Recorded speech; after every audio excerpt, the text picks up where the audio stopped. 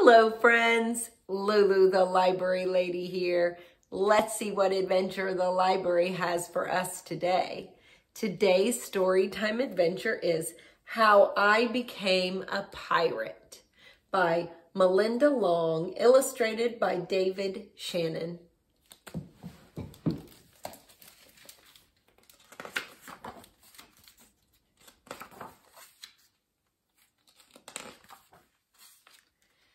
Pirates have green teeth, when they have any teeth at all. I know about pirates because one day when I was at the beach building a sandcastle and minding my own business, a pirate ship sailed into view. I knew what it was because its flag had a skull and crossbones on it, and because I could hear the pirates singing, "Hey ho, blow the man down." They were a little off key.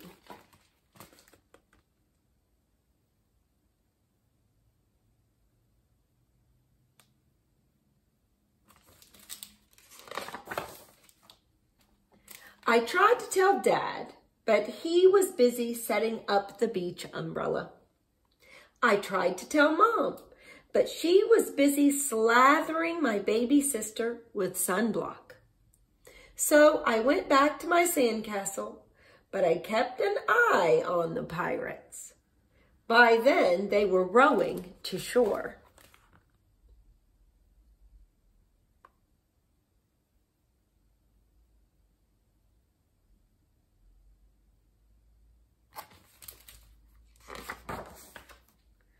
When they landed, the head pirate climbed out of the boat and yelled, "Ahoy there, matey! Be this the Spanish Main?" "No," I said. "This is North Beach."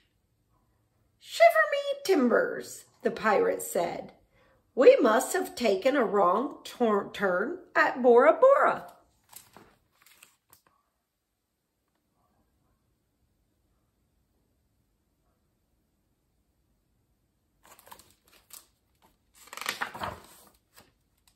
He walked around my sandcastle. He looked at the moat, then yelled back to his crew, "He's a digger, he is, and a good one to boot." "A good one to boot," the others agreed.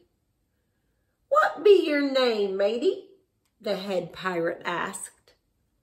"Jeremy Jacob, sir," I told him.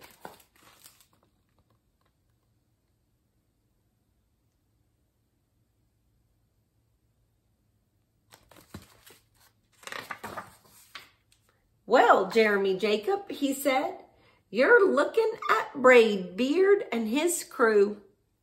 We've been needing a digger like yourself. We've a chest of treasure to bury." "Aye, treasure," the others shouted. "You're coming with us," Braid Beard told me. I didn't think Mom and Dad would mind as long as I got back in time for soccer practice the next day.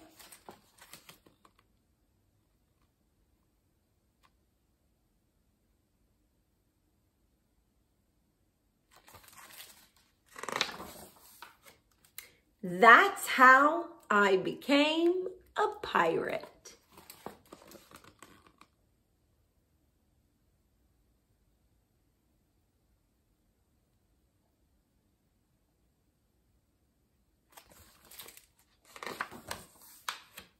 As soon as we were on board, Braid Beard showed me the chest of gold and jewels. "Got to find a safe place for this here treasure. It's high time we were off," he announced. "We're off," we all shouted, and then we set sail.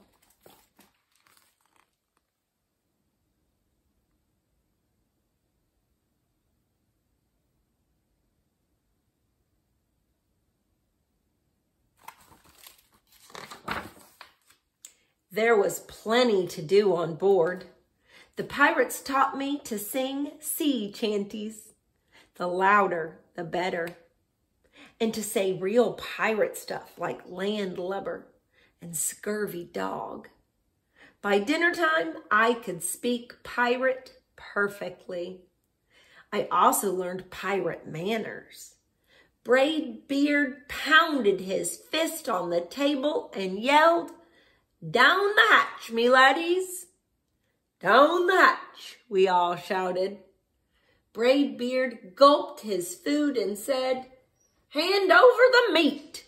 "The meat," we all roared. Nobody told us to finish our spinach.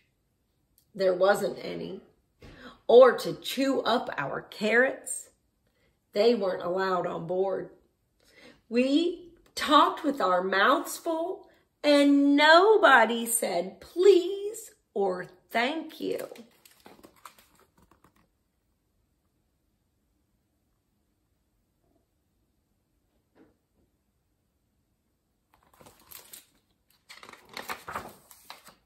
After dinner, I tried to teach the pirates to play soccer.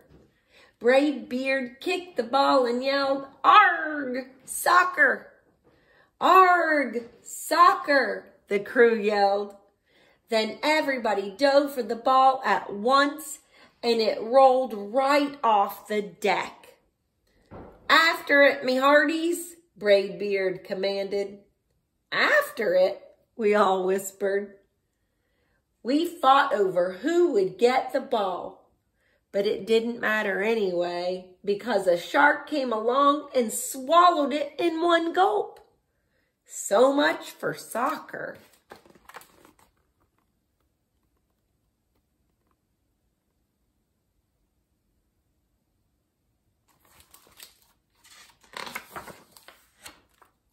By now, it was past my bedtime.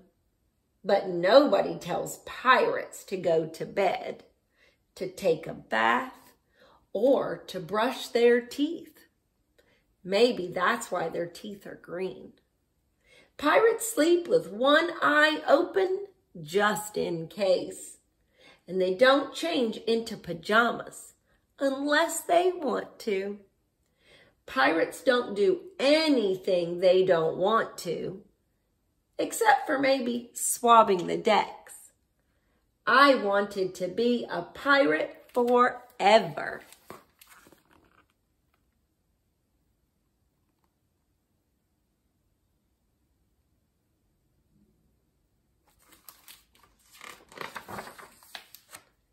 But then I found out what else they don't do.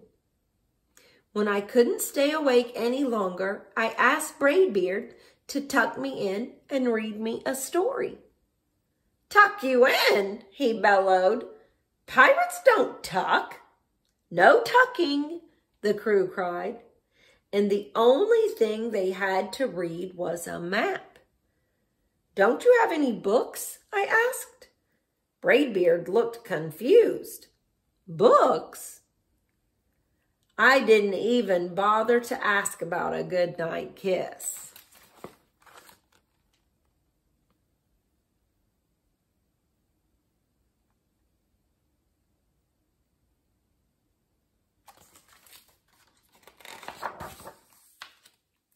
It wasn't easy to fall asleep without a story, but I was finally dozing off when a storm broke. Thunder boomed and lightning flashed.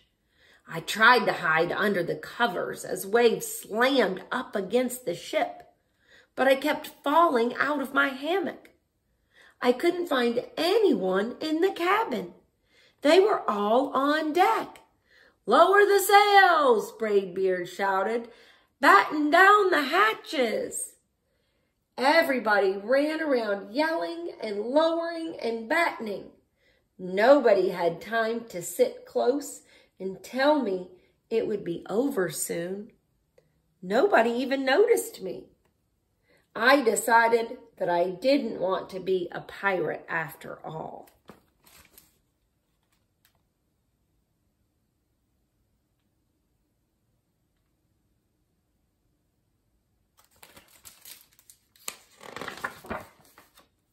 Just then, flash, crack, crack, lightning hit the mast and split it right down the middle. "What do we do now?" yelled one of the pirates. "We'll have to turn back," called another. "But the treasure," hollered Braidbeard. "Where will we bury the treasure?" I stepped forward. "Maybe I can help," I shouted over the wind. "I think I know the perfect digging spot."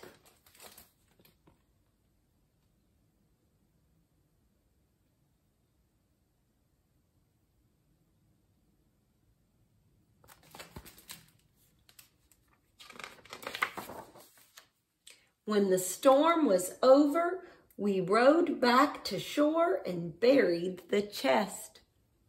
I drew a map so we could find the treasure again, but I don't think I'll need it.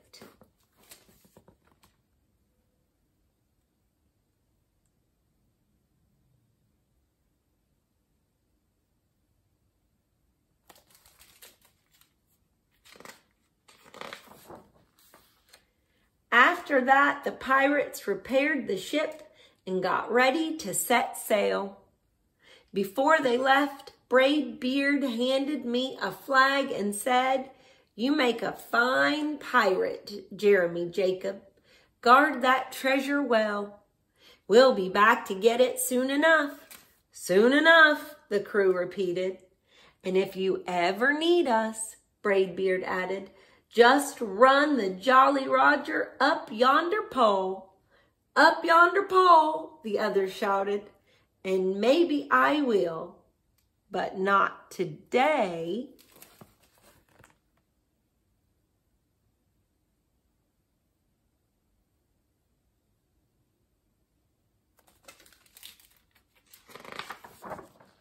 I have soccer practice.